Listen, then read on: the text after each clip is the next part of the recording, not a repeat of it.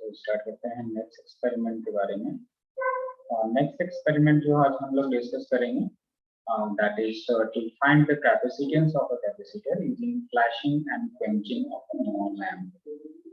Right, experiment जो हमारा list of experiment जो मैं आपको नोट करा रखा हूँ अपने सेकंड सेमेस्टर का, उसमें ये आपको 7th नंबर एक्सपेरिमेंट है। सीरियल नंबर पर अगर बात करें तो राइट, इन बिटवीन भी आपने 5th एक्सपेरिमेंट का क्वेश्चन आपने लिख रखे हैं, हमने डिस्कस कर रखे हैं, पर डेमोन्स्ट्रेशन पार्ट किसी रीजन की वजह से कंप्लीट नहीं हो पाया और आपने फर्स्ट 3 कंप्लीट कर चुके हैं, bar pendulum, Kater's pendulum and Maxwell needle से रिलेटेड एक्सपेरिमेंट्स। उसके डेमोन्स्ट्रेशन पार्ट और उसके थ्योरी पोर्शंस को सारा एक्सपीरियंस कंप्लीट कर चुके हैं। तो आई होप कि आप लोग कंप्लीट कर चुके हैं। राइट, कुछ लोगों ने मे भी ना कंप्लीट किया हो क्योंकि उनकी अभी फाइलें गूगल क्लासरूम पे आई नहीं। राइट, तो ज़्यादा टाइम ना लेते थे और डिस्कशन पे हम लोग करते हैं। तो जैसे कि हमें मालूम है कि किसी भी एक्सपेरिमेंट्स में पार्टिकुलर कुछ इम्पोर्टेंट उसके टर्म्स होते हैं, उसको जो कॉर्पोरेशन करना बहुत जरूरी होता है और हमें एक्सपेरिमेंट करने से पहले उनके बारे में मालूम होना चाहिए। सपोज यहाँ पर अब जैसे कि हम एक्सपेरिमेंट जो करने जा रहे हैं तो उसमें पता होना चाहिए कि हम वाकई में करने क्या जा रहे हैं, क्या उसमें हम एक्सपेरिमेंट करेंगे, क्या परफॉर्म करेंगे, क्या फिजिकल पैरामीटर कैलकुलेट करेंगे या फिर क्या हम चीज उसमें लर्न करेंगे। ये सब चीजें क्लियर होना चाहिए सबसे पहले। तो उसको हम कहते हैं एम या ऑब्जेक्टिव, जो हमारा उद्देश्य है, जो हमारा टारगेट है वो क्या है, ये सबसे पहले मालूम होना चाहिए। तो ये बहुत इंपॉर्टेंट पॉइंट होता है वाइवा के पॉइंट ऑफ व्यू से कि आपसे पूछा जा सकता है कि अगर आपने 10 एक्सपेरिमेंट किए तो 10 में से अगर आपने 4-5 जितने भी मतलब डेडिकेटली किए, एटलीस्ट उसका एम ऑफ द एक्सपेरिमेंट बहुत ही अच्छे से मालूम होना चाहिए और उसमें जो उसके कीवर्ड्स है उसका डेफिनेशन वगैरह मालूम होना चाहिए। राइट, इसीलिए मैं यहाँ पर आपको ये बॉदर कर रहा हूँ, बहुत ही कंसंट्रेट होकर के आप इसको समझने की कोशिश करें। राइट, तो एम ऑफ द एक्सपेरिमेंट आज का क्या हो जाएगा, to find the capacitance of a capacitor using flashing and quenching of a neon lamp. तो सबसे पहले कि जैसे इसमें कई सारे पैरामीटर है जो कि आपने ऑलरेडी पढ़ रखे हैं और उसको मैं अगर डिटेल में बॉदर करूंगा तो बहुत ही लेक्चर लेंदी हो जाएगा और 2 पार्ट में तो ऑलरेडी हो जाता है, तो मैं नहीं चाहता कि इतना टाइम आप इन्वेस्ट करें। राइट, उसको जस्ट आपने जो पढ़ रखे हैं उसको एक बार रिकॉल कर लें। राइट, आपके पास मटेरियल स्टडी मटेरियल हो गई। राइट, सो सबसे पहले देखिए यहाँ पर एक डिवाइस के बारे में बात की, that is called capacitor. Right, आपने कैपेसिटर देख रखे होंगे। राइट, आप नहीं देखें मतलब मैं डेमोन्स्ट्रेशन पार्ट में प्रेजेंट करूंगा कि कैपेसिटर क्या होता है और किस तरह का होता है। राइट, ऐसे आप सिंपली ये समझ लो कि एक तरह का डिवाइस है जिसमें हम एनर्जी को, चार्ज को स्टोर कर सकते हैं। राइट, सिंपल सी। राइट, और उसमें फिर उसकी उस डिवाइस की ऐसी कितनी कैपेसिटी है कि उसमें कितना एनर्जी को, चार्ज को हम स्टोर कर सकते हैं। अब देखिए, अब मैं एनर्जी भी बोल दे रहा हूँ और चार्ज भी बोल रहा हूँ, तो कंफ्यूज नहीं होना है। एक तरह से अब चार्ज का मीनिंग है कि वो उसके पास कुछ ना कुछ एनर्जी है। अगर मैं इलेक्ट्रॉन की बात करूँ या प्रोटॉन की बात करूँ तो उसके पास कुछ ना कुछ एनर्जी तो होती है। राइट, इसलिए नहीं होता, बेसिकली इसमें हम चार्ज को स्टोर करते हैं। राइट, तो उस हम चार्ज से हम एनर्जी को फाइंड आउट कर ही सकते हैं। राइट, तो कैपेसिटेंस ऑफ कैपेसिटर, तो कैपेसिटेंस क्या है। राइट, एक तरह का फिजिकल क्वांटिटी है इस डिवाइस का। This is the physical quantity and this is the device. Capacitor is a device and capacitance is the physical quantity of this device and that this capacitance is measured with the help of various methodology. Right, तो इस capacitor में कितनी capacity उसकी है ये बताता है capacitance, कितना उसमें हम चार्ज को स्टोर कर सकते हैं। राइट, तो इसमें जो हम मेथोडोलॉजी यूज कर रहे हैं that is flashing and quenching of a neon lamp. ये 2 टेक्निक है, फ्लैशिंग एंड क्वेंचिंग टेक्निक है नियॉन लैम्प की। राइट, तो ये एक तरह से लैम्प है, मतलब इस तरह से आप कहते हैं ना एलईडी या फिर आप सिंपल कोई भी बल्ब का कह सकते हैं, तो इसी तरह से एक लैम्प है जिसमें कि हम गैसियस नोबल गैस यूज करते हैं उसको ग्लो के लिए। राइट, तो अब एम तो पता चल गया। एपरेटस इसमें अब मान लीजिए कि हम एक्सपेरिमेंट परफॉर्म कर रहे हैं, कैपेसिटर की कैपेसिटी फाइंड आउट करना है, तो उसके लिए क्या क्या हमें इस मेथोडोलॉजी में इंस्ट्रूमेंट की requirement, that is called apparatus required. Right, तो ये भी पूछा जा सकता है कि कौन कौन से आपने एपरेटस यूज कर रखे हैं। ये चीज फिजिकल क्वांटिटी फाइंड आउट करने के लिए, राइट। तो यहाँ पे सबसे पहले आप capacitor of unknown capacitance, right. ये कैपेसिटर सर्किट में ऐसा होगा जिसका हमें कैपेसिटेंस की वैल्यू नहीं मालूम होगी, राइट। और दूसरा कैपेसिटर्स ऑफ नोन कैपेसिटेंस, यानी कि कई सारे कैपेसिटर्स ऐसे होंगे जिसकी वैल्यू हमें मालूम होगी पहले से, राइट। यहाँ पर जस्ट डेटा रिप्रेजेंटेड है, हमारे में डिफरेंट हो सकता है जब हम डेमोंस्ट्रेट करेंगे, राइट। तो जैसे कि 0.1 हो सकता है, 0.2, 0.5 माइक्रोफैरड हो सकता है। तो यहाँ पर 3 कैपेसिटर की बात की है, C1, C2, C3, राइट। तो इवन मैं डायग्राम भी साथ ही साथ रिप्रेजेंट करता हूँ। ये सर्किट डायग्राम है, तो इसको आपको नोटबुक पे जरूर बनाना है, राइट। जो ब्लैंक पेज होता है व्हाइट पेज साइड पे, राइट। तो इसमें सबसे पहले कैपेसिटर ऑफ अननोन कैपेसिटेंस यहाँ पर CX दे रहा है, राइट। X यानी कि अननोन है, ये हमें पता नहीं है इसकी वैल्यू। इसी वैल्यू को हमें कैलकुलेट करना है by flashing and pinching method, right. और यहाँ पर एक नियॉन लैंप लगा हुआ है, राइट, जो कि फ्लैश करेगा, राइट, और डिम होगा। और 3 कैपेसिटर है जो कि उसकी वैल्यू हमें नोन है, C1, C2, C3, और जो कि पैरेलल एक दूसरे से कनेक्टेड है, ये चारों के चारों कैपेसिटर, राइट। और यहाँ पर आपको यूनिट तो मालूम ही है कि इसकी यूनिट फैराड होती है, तो ये इसमें बहुत ही कम है इसकी कैपेसिटी। फैराड तो बहुत ही बिगर यूनिट होती है, तो उसको माइक्रो फैराड में यहाँ पर मेंशन किया, 0.1, 0.2, 0.5 माइक्रो फैराड। और इसका भी यूनिट जो हम कैलकुलेट करेंगे तो that will be also micro farad, right. और फिर इसको सर्किट में यूज करने के लिए हमें 4 यहाँ पर AC की करस्पॉन्डिंग हमने की यूज कर रखे हैं, और एक की यहाँ पर यूज कर रखे हैं सर्किट को ऑन करने के लिए, राइट। ये रेजिस्टर है 1 मेगा ओम का, राइट। और इसको हम DC पावर सप्लाई यहाँ से प्रोवाइड करेंगे, that will be 0 to 250 volt, right. तो ये सर्किट डायग्राम है सारा कुछ। तो वही चीज यहाँ पर मेंशन है एपरेटस में, नियॉन फ्लैशिंग लैंप, ये फ्लैश होगा, ये नियॉन फ्लैशिंग लैंप है, और जस्ट सिंबल यहाँ पर सर्किट में रिप्रेजेंट किया गया है, तो रियल में तो ऐसा होता नहीं है, right. A resistance of about 1 mega ohm, right. यहाँ पर मेगा का GMEGA स्पेलिंग होगा, यहाँ भी मेगा ओम, ऐसे एम ओमेगा लिख सकते हैं, कैपिटल M और ओमेगा का सिंबल लिख सकते हैं, राइट।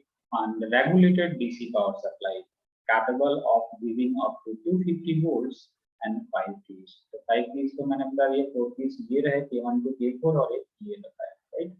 तो 5 keys हो गए, और ये power supply DC power supply हो गया। रेगुलेटेड का मतलब क्या है कि उसको आप नॉब से उसको वैल्यू को इंक्रीज कर सकते हैं, राइट। उसको नॉब को मतलब जो स्विच है उसको आप रोटेट करेंगे तो इसकी वैल्यू को हम इंक्रीज कर सकते हैं। तो ये तो हो गया एपरेटस रिक्वायर्ड, राइट।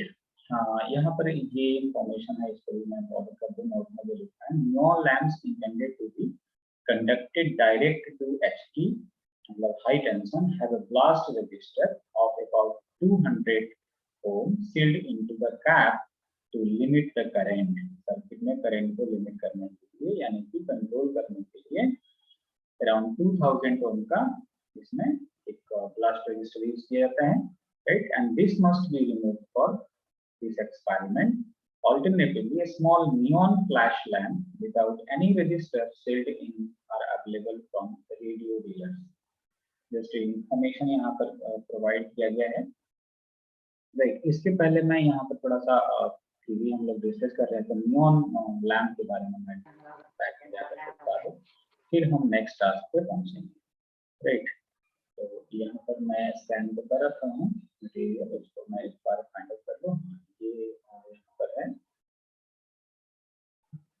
इसको हम डिस्कस कर लेते हैं कि क्योंकि हमें पता चलना बहुत जरूरी है कि वाकई में जो चीजें हैं तो उनका क्या मीनिंग है, तभी एक्सपेरिमेंट परफॉर्म करेंगे, थोड़ा सा और इंटरेस्टिंग लगेगा, राइट। तो कुछ पैरामीटर हो सकता है इसमें ना समझ में आए, कुछ पैरामीटर बहुत अच्छे समझ में आ जाएगा, तो सिंपल है, राइट। बट जब आप डेमोन्स्ट्रेशन पार्ट ओवरऑल कंप्लीट जब आप कर लेते हैं तो आपको कॉन्फिडेंस तो हो जाता है कि एक्चुअल में हमें क्या, राइट। सो नियॉन लैम्प के बारे में देखें, क्योंकि नियॉन लैम्प के हेल्प से ही हम नॉन कैपेसिटेंस को कैलकुलेट करेंगे कैपेसिटर की, राइट। और neon lamp consist of a small glass tube, glass bulb filled with neon gas, neon gas होता है जो कि एक ग्लास ट्यूब में, ग्लास बल्ब में नियॉन गैस फिल होगा, राइट, एट लो प्रेशर, यानी कि उसके इनसाइड में प्रेशर ज्यादा नहीं होना चाहिए, right, and fitted with two electrodes, उसके इनसाइड में दोनों साइड में दो इलेक्ट्रोड्स यूज कर लेंगे, राइट।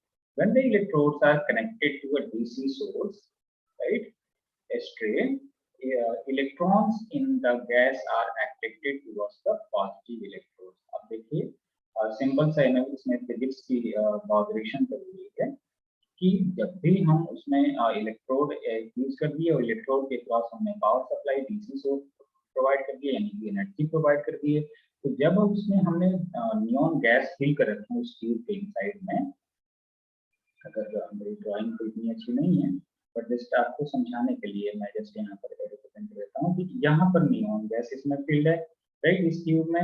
अब इसमें हमने इलेक्ट्रोड से कोई सप्लाई प्रोवाइड कर रहे हैं, right, positive and negative, right. तो अब इसमें क्या होगा, ये अभी एनर्जी इसमें जाएगा तो ये क्या करेगा, इसको आयनाइज करेगा। आयनाइज कैसे कर सकता है, यानी कि यहाँ से चार्ज कैरियर मूव करेंगे, इसमें एनर्जी यहाँ पर ट्रांसमिट होगा, यहाँ से होल जाएंगे, यहाँ से इलेक्ट्रॉन जाएंगे, तो इसमें ये नियॉन एटम है तो नियॉन एटम से कोलाइड करेंगे, राइट। तो इसमें जो इलेक्ट्रॉन्स जो इसमें मिलेगा, electrons in the gas are attracted towards the positive electrode, right, positive side में इलेक्ट्रॉन, क्योंकि ये नेगेटिव पॉजिटिव हो गया तो पॉजिटिव के साइड पॉजिटिव इलेक्ट्रोड पे अट्रैक्ट होगा electron. As the voltage is increased, the speed of the electrons also increases, and a particular value of the applied voltage, the speed of the electrons becomes sufficiently high to ionize the gas molecules by electron. इसका मतलब कि यहाँ से जो electrons हम send कर रहे हैं सिस्टम में, जैसे जैसे यहाँ पर हम पोटेंशियल की वैल्यू इंक्रीज कर रहे हैं इसकी वैल्यू को, वैसे वैसे क्या हो रहा है, इलेक्ट्रॉन की जो स्पीड है वो इंक्रीज होगा। तो जो मान लीजिए इसको पॉजिटिव हम इलेक्ट्रोड कर रहे थे, इलेक्ट्रॉन इधर की तरफ हाईली एक्सेलरेट होगा। तो इन बिटवीन क्या है, एटम्स है, तो एटम्स कौन से मॉलिक्यूल एटम से कौन है, इसमें नियॉन एटम है, राइट। तो वो उससे फिर वो क्या होगा, कोलाइड करेगा और कोलिजन के ड्यूरेशन में क्या कर देगा, इलेक्ट्रॉन अपनी एनर्जी को नियॉन एटम को ट्रांसफर कर देगा, और फिर क्या होगा, तो उसमें से फिर इलेक्ट्रॉन और रिमूव हो सकते हैं नियॉन एटम से। दैट मींस कि इलेक्ट्रॉन रिमूव हो गया, दैट मींस कि वो गैस था वो क्या हो गया, आयनाइज हो गया, राइट, यानी कि उसके पॉजिटिव हो गया, पॉजिटिव आयन हो गया, right. So the effect is cumulative and the lamp begins to conduct. वहां पर क्या हुआ कि पॉजिटिव और नेगेटिव चार्जेस हो गया, राइट। तो वापस जब वो न्यूट्रल होगा तो उसमें फिर से लाइट इमिट होगा, right, and this indicated by the characteristic red glow of neon, right. ये जैसे ही हमने एक पार्टिकुलर सफिशिएंट हाई मतलब वोल्टेज उसको प्रोवाइड कर दिए टर्मिनल इस गैसियस ट्यूब को, नियॉन लैंप को, तो वो ग्लो होना स्टार्ट होगा, रेड ग्लो स्टार्ट हो जाएगा, राइट। तो यहाँ पर उसको हम फ्लैश का मीनिंग आपको बता रहे हैं कि the potential at which the lamp starts to conduct, उस पोटेंशियल पे जब वो लैंप यानी कि ग्लो करना स्टार्ट हो गया, and begins to glow, right, conduct करना स्टार्ट कर दिया और बिगिंस टू ग्लो हो गया, यानी ग्लो करना स्टार्ट कर दिया, दैट इज कॉल्ड स्ट्राइकिंग और you can say flashing, right, that is called flashing potential. उस फिनोमिना को जो ग्लो हो रहा है, यहाँ पर जो लाइट उसमें जो लैंप है, नियॉन लैंप है, उसमें जो लाइट हम रेड लाइट देखेंगे, ग्लो होते देखेंगे, तो उस पोटेंशियल को हम कहेंगे यानी कि फ्लैश हुआ एक तरह से, और उस पार्टिकुलर पोटेंशियल को फ्लैशिंग पोटेंशियल कहते हैं, राइट। और उस फिनोमिना जो हो रहा है उसको हम फ्लैशिंग कहते हैं। If the potential is now strictly reduced, the lamp does not stop glowing.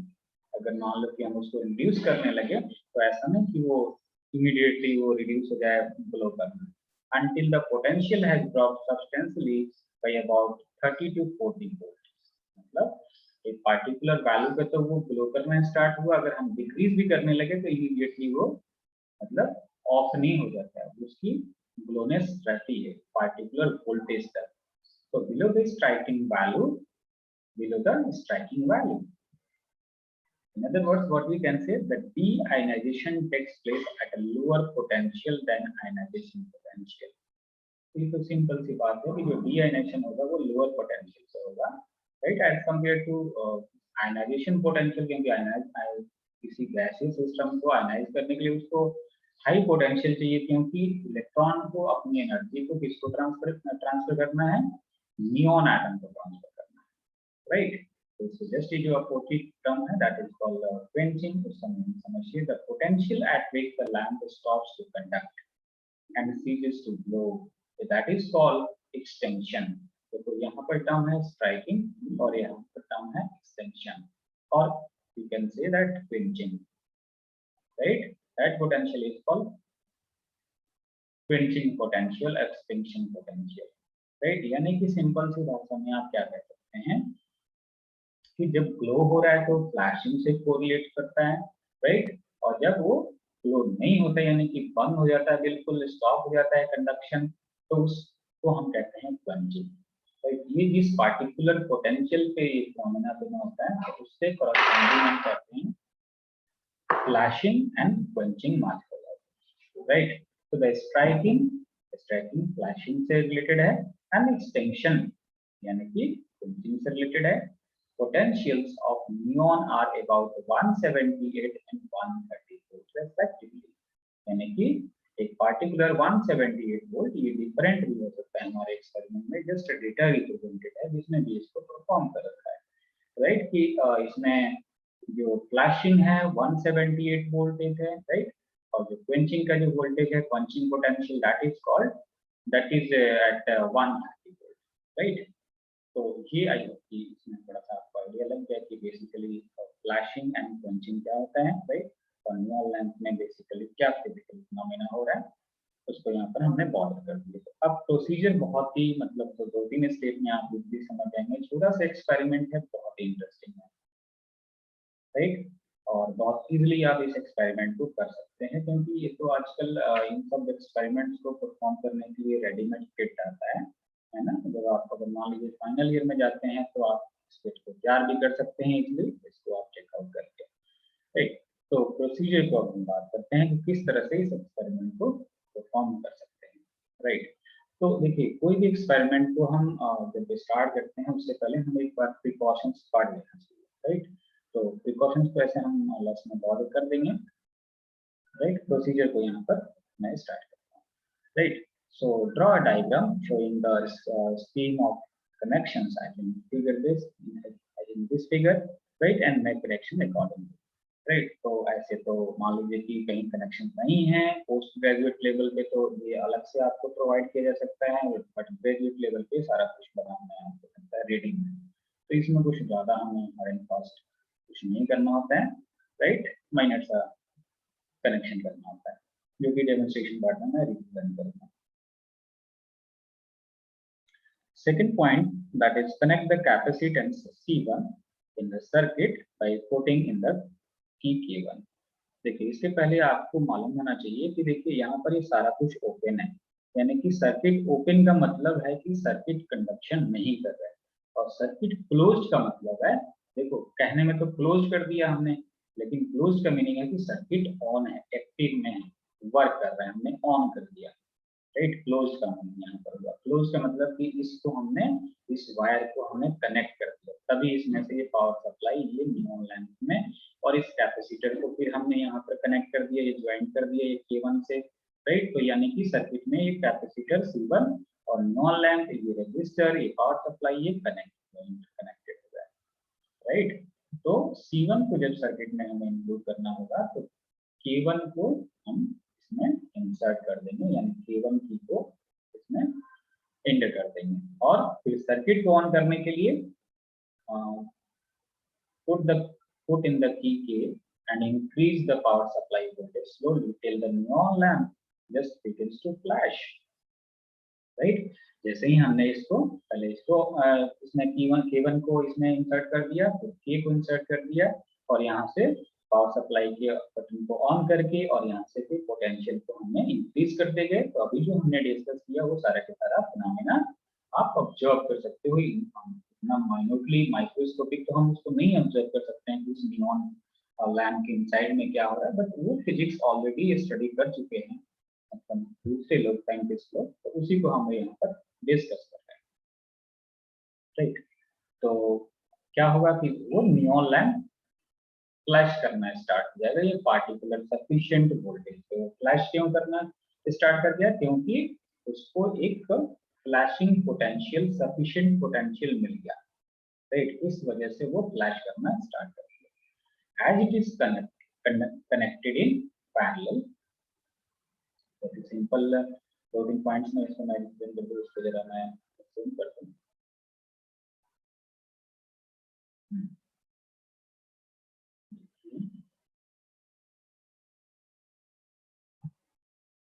Main तो अगर आपको प्रोसीजर समझ में आ गया तो एक्सपेरिमेंट कभी भी आपको अगर किट मिलता है तो बिना किसी गाइडेंस से भी कर सकते हैं, जस्ट प्रेजेंट होना चाहिए वहाँ पर टीचर को, right.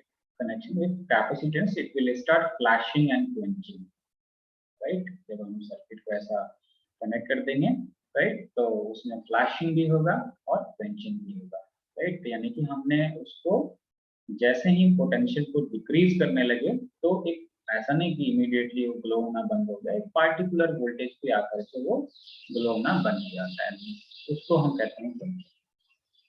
No, the flashing and quenching time for 20 flashes, हमें क्या करना है कि वो जो फ्लैश करेगा, फ्लैश यानी कि ब्लिंक करेगा, तो उसके लिए हमें फ्लैशिंग और क्वेंचिंग के लिए क्या करना है, 20 फ्लैशेस के लिए हमें टाइम को नोट डाउन कर लेना है, राइट। तो इसके पहले मैं यहाँ पर ऑब्जर्वेशन टेबल को बना रखते हैं, ऑब्जर्वेशन टेबल को डिस्कस कर लेते हैं। देखिए सिंपल सा ऑब्जर्वेशन टेबल है,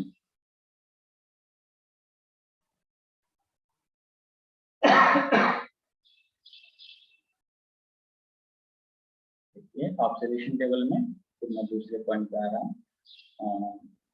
जस्ट सीरियल नंबर 1 2 3 जो कैपेसिटर का कॉम्बिनेशन है C1 C2 C3 हमने ले रखा है, तो C1 को एक बार C2 में, C1 प्लस C3, तो तीनों को कंबाइन कर देंगे, C1 plus C2 plus C3, right. Unknown के लिए फिर उसमें हम CX ऐड कर लेंगे, तो time for 20 flashes with CX होगा, राइट। ये विदाउट लिखा है, ये ध्यान रखना, विद मतलब CX क्या है, ये है unknown capacitance of capacitor, circuit में भी कनेक्टेड है, तो वो सेकंड जो पॉइंट है उसमें मैं अभी आपको बताऊंगा। तो flashing and quenching time T मतलब मेजर कर लिए, उसी तरह से time for 20 flashes with CX, ये, और उसी तरह से यहाँ पर ये हो गया विद, ये हो गया विदाउट, राइट। तो flashing and quenching time T dash, right. तो इस तरह से इसमें हमें वैल्यू कैलकुलेट कर लेना है। अब remove the key to disconnect the power supply, अब हमने पावर सप्लाई को क्या किया कि रिमूव को उसको डिस्कनेक्ट कर दिया, यानी कि की को कैपिटल के जो की हम रिप्रेजेंट करेंगे सर्किट डायग्राम में, उसको अगर हमने रिप्रेजेंट कर दिया सर्किट में जो दी है, तो पावर सप्लाई ऑफ हो जाएगा। Put in the key K4 so that the capacitors that C1 and CX, C1 and CX of unknown capacitance are connected in parallel and total capacitance is equal to their sum C1 plus CX. Again put the key K, see that the power supply voltage remains constant. Note the time of 20 flashes. Remove the keys K, K4 and K1. इस बात को समझिए कि क्या करना है हमें कि सबसे पहले हमने तो C1 के साथ ये चेकआउट कर लिए, फ्लैशिंग क्वेंचिंग हमने C1 के लिए मेजर कर लिए, राइट। अब C1 प्लस CX के साथ हमें मेजर करना है, राइट। ये तो कॉम्बिनेशन ऐसे लिखा है, तो एक C1 प्लस CX के साथ हम कैलकुलेट करेंगे, तो फिर उसको हम कंसीडर सर्किट में कैसे कर सकते हैं, यहाँ पे पर दोबारा देख लें आप, यहाँ पर सर्किट में प्रीवियस पेज पे कि अगर हम K4 को यहाँ पर कनेक्ट कर देंगे और K1 को कनेक्ट कर देंगे और K को कनेक्ट कर देंगे, तब ये दोनों पैरेलल में वर्क हो जाएंगे, राइट। यानी C1 प्लस CX हो जाएगा और इसमें फ्लैशिंग और क्वेंचिंग के लिए फिर से वही हम टास्क कंप्लीट कर लेंगे, राइट। नेक्स्ट प्रोसीजर का पार्ट देखिए। Repeat the experiment with capacitor C2 alone, right, and C2 plus Cx। देखिए पहले हमने C1 का इंडिविजुअल कर लिए थे, C1 का कर लिए थे, फिर C1 plus Cx का कर लिए, राइट। उसी तरह से अब हमने एक्सपेरिमेंट को रिपीट करते जाना। आप C2 के अलग से कर लिए। C2 को करने के लिए क्या करना है कि जो K2 है उसको हमें K2 और K को ऑन कर देंगे तो ये केवल C2 के लिए हो जाएगा। जब हम K2, K और K4 को ऑन करेंगे तब ये प्रोसेस स्टार्ट होगा। और C3 alone and C3 plus Cx now put in the keys K1 and K2 so that the total capacitance C1 plus C2 is in the circuit. Repeat the experiment with C1 plus C2, right? हम C1 plus C2 की भी calculate कर सकते हैं अगर उसको parallel हम करते हैं, right? And then with the C1 plus C2 plus Cx, right? ये just repeat हो रहा है, right? अब पहले हमने C1 का टास्क किए, फिर C2 का, फिर C1 plus C2 plus C1 plus C2 plus Cx, right?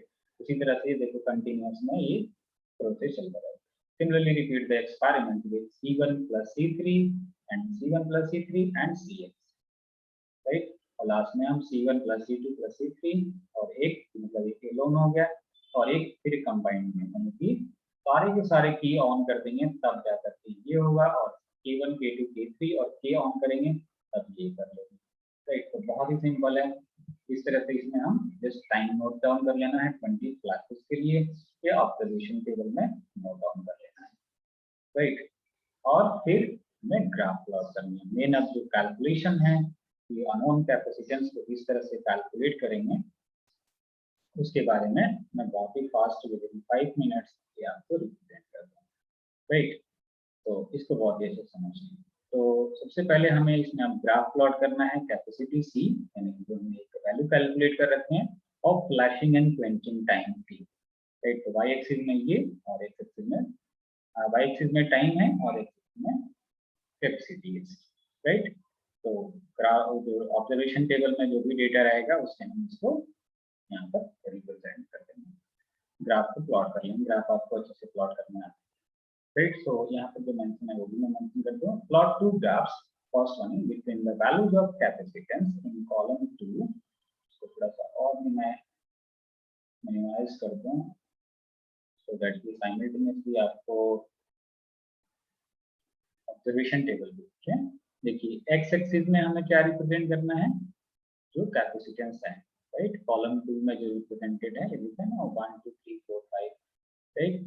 And x axis and flashing and quenching time T in column 4, ये कॉलम 4 में है, राइट। इवन 6 में भी है, तो ये सेकंड के लिए 6 यूज करेंगे, राइट।